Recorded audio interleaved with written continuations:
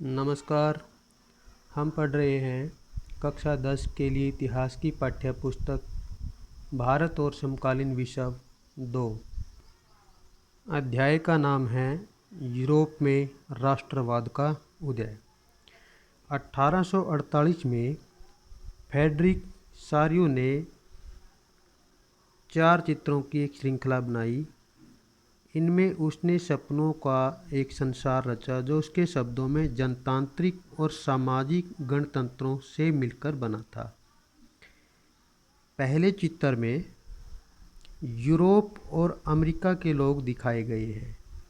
सभी उम्र के और सामाजिक वर्गों के स्त्री पुरुष लंबी कतार में स्वतंत्रता की प्रतिमा की वंदना करते हुए जा रहे हैं।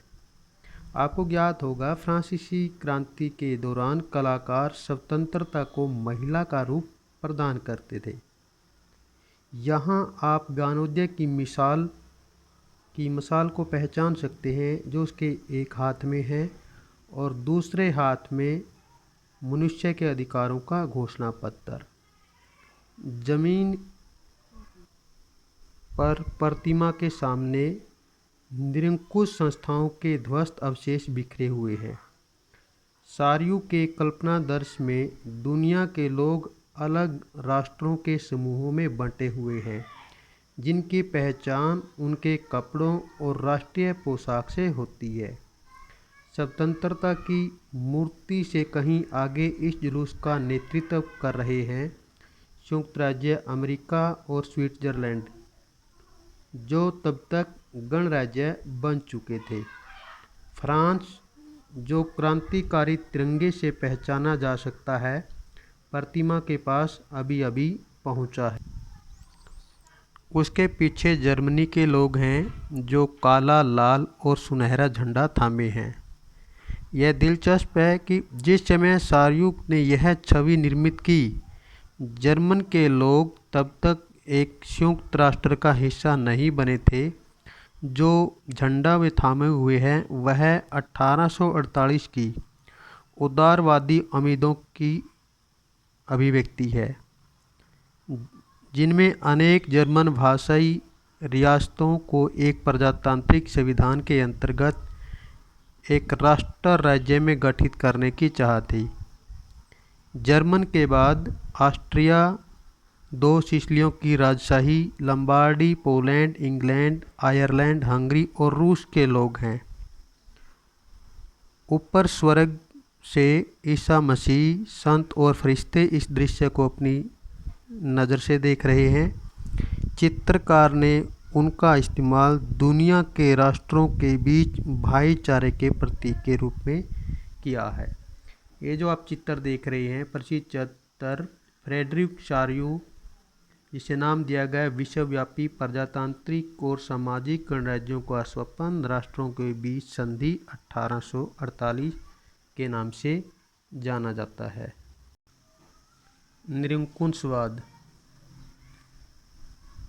ऐसी सरकार या शासन व्यवस्था जिसकी सत्ता पर किसी प्रकार का कोई अंकुश नहीं होता। ये सरकारें सैन्य बल पर आधारित होती हैं और दमनकारी होती हैं। कल्पनादर्श या यूटोपिया एक ऐसे समाज की कल्पना जो इतना आदर्श है कि उसका साकार होना लगभग असंभव होता है, उसे कल्पनादर्श कहा गया है। अर्नस्ट रेनन फ्रांसीसी दार्शनिक अर्नस्ट रेनन ने 1882 में सोर्बोन विश्वविद्यालय में एक लेक्चर व्याख्यान दिया, जिसमें राष्ट्र पर अपनी समझ को उसने प्रस्तुत किया। बाद में यह व्याख्यान एक निबंध के रूप में छपा, जिसका शीर्षक था राष्ट्र क्या है। इसमें उसने राष्ट्र लंबे प्रयासों, त्याग और निष्ठा का चरम बिंदु होता है। वीरता भरा अतीत, महापुरुषों के नाम और प्राचीन गौरव इसका आधार होता है। एक जनसमूह के राष्ट्र होने की आवश्यक शर्तें हैं: अतीत में समान गौरव का होना, वर्तमान में एक समान इच्छा और संकल्प का होना, एक साथ मिलकर महान कार्य करना और भविष्य में इसी प्रकार के कार्य करते रहने की इच्छा। एक राष्ट्र की किसी देश के विलय करने अथवा उस पर अपनी इच्छा के विरुद्ध अधिकार जमाए रखने में कोई रुचि नहीं होती। वास्तव में एक राष्ट्र एक बड़ी और व्यापक एकता है जिसका अस्तित्व प्रतिदिन होने वाले जनमत संग्रह में निहित है। रेनन ने राष्ट्र को महत्वपूर्ण माना है क्योंकि राष्ट्र ही स्वतंत्रता की गारंटी है। यदि संसार में केवल एक ही कानून हो और उसे लागू करने वाला एक ही व्यक्ति हो तो स्वतंत्रता का लोप हो जाएगा।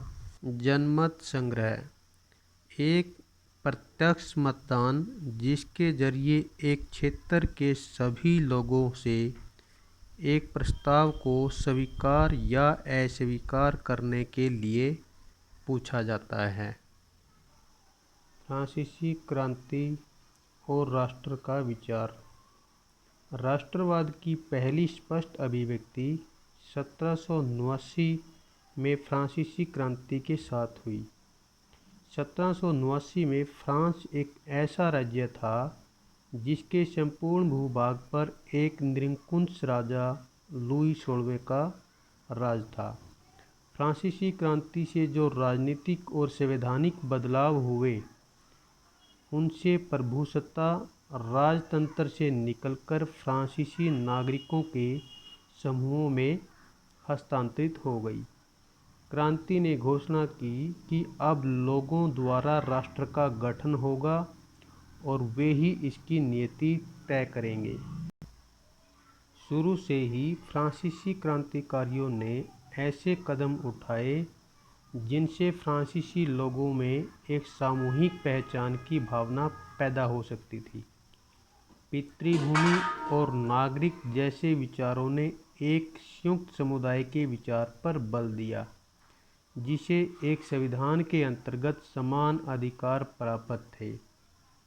एक नया फ्रांसीसी झंडा तिरंगा चुना गया जिसने पहले के राजध्वज की जगह ले ली। स्टेट जर्नल का चुनाव सक्रिय नागरिकों के समूह द्वारा किया जाने लगा और उसका नाम बदलकर नेशनल असेंबली कर दिया गया। नई स्तुतियाँ रची गई, शपथें ली गई, शहीदों का गुणगान किया गया और ये सब राष्ट्र के नाम पर हुआ।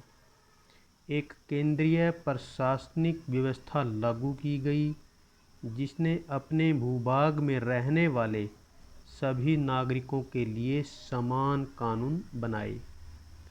आंतरिक आयात और निर्यात शुल्क समाप्त कर दिए गए और भार तथा नापने की एक समान व्यवस्था लागू की गई। क्षेत्रीय बोलियों की बजाय फ्रेंच को महत्व दिया जाने लगा और वही राष्ट्र की साझा भाषा बन गई। क्रांतिकारियों ने घोषणा की कि फ्रांसीसी राष्ट्र का लक्ष्य था कि वह यूरोप के लोगों को निरंकुश शासकों से मुक्त करवाएगा। यानी फ्रांस यूरोप के अन्य लोगों को राष्ट्रों में गठित होने में मदद देगा। जब फ्रांस की घटनाओं की खबर यूरोप के विभिन्न शहरों में पहुंची तो छात्र और शिक्षित मध्य वर्गों के अन्य सदस्य जैकोबिन क्लबों की स्थापना करने लगे। उनकी गतिविधियों और अभियानों ने उन फ्रेंच सेनाओं के लिए रास्ता तैयार किया जो 1790 के दशक में हॉलैंड, बेल्जियम, स्विट्जरलैंड और इटली के बड़े इलाके में घुसी। क्रांतिकारी युद्धों के शुरू होने के साथ ही फ्रांसीसी सेनाएं राष्ट्रवाद के विचार को विदेशों में ले जाने लगी। नेपोलियन के नियंत्रण में जो विशाल क्षेत्र आया वहां उसने ऐसे अनेक सुधारों की शुरुआत की जिन्हें फ्रांस में पहले ही आरंभ किया जा चुका था। फ्रांस में राजतंत्र वापस लाकर नेपोलियन ने वहाँ प्रजातंत्र को नष्ट कर